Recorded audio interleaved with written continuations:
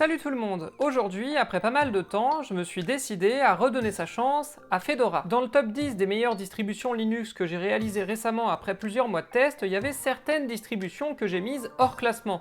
Non pas parce qu'elles étaient mauvaises, mais parce que je les considérais pas adaptées à un public débutant. Rappelle que le prisme selon lequel j'évalue les distributions Linux, c'est celui de l'accessibilité grand public.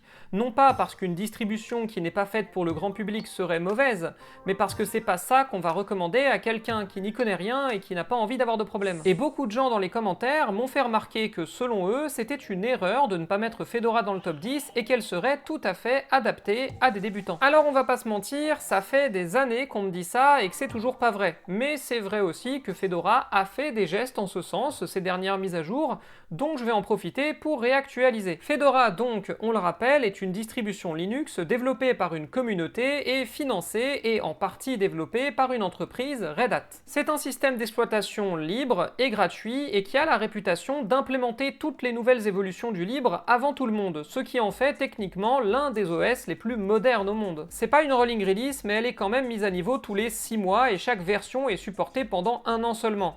Donc on est quand même encouragé à faire les mises à niveau régulièrement, il n'y a pas de support long terme. Elle a aussi la réputation d'être très attachée au fait d'avoir le moins de contenu propriétaire possible à l'intérieur, ce qui fait que certains codecs propriétaires ne sont pas pris en charge par défaut, ce qui peut poser des soucis pour la lecture de vidéos par exemple. Du coup, comme à mon habitude, je suis parti sur la version principale qui utilise l'environnement de bureau GNOME.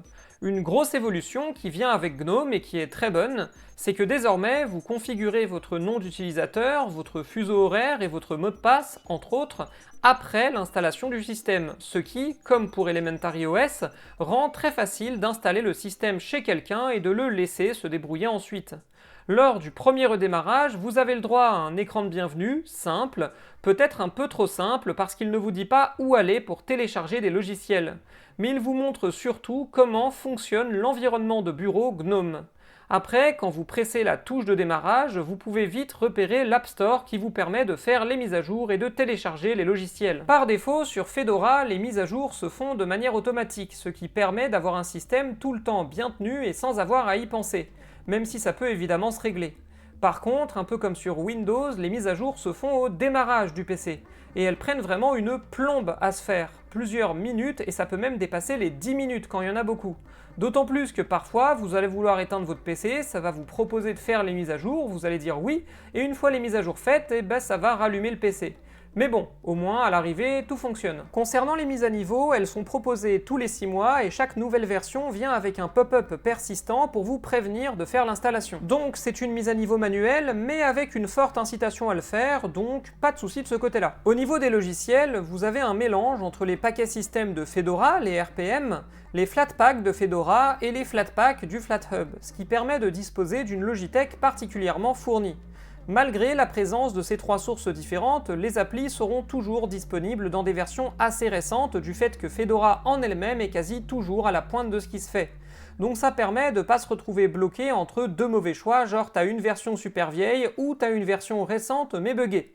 Ici, vous avez une appli qui marche pas, vous pouvez tenter un autre format et vous aurez la même appli, potentiellement plus stable. Niveau lecture de vidéo, j'ai commencé par tester de regarder une vidéo sur YouTube et c'est passé sans souci sur Firefox. Très bien.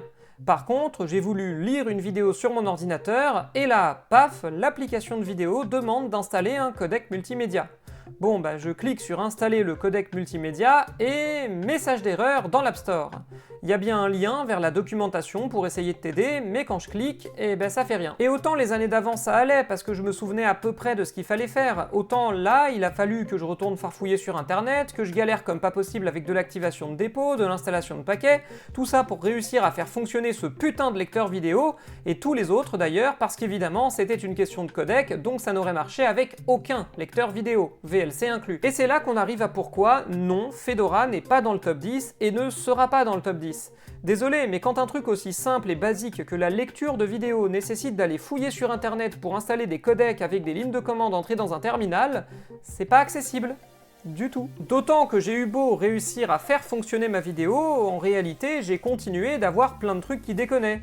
genre OBS, mais aussi la lecture de vidéos sur Peertube dans GNOME Web, ou la lecture de vidéos sur Matrix ou encore Mastodon. À chaque fois, ça continuait à me dire que tel codec n'était pas installé.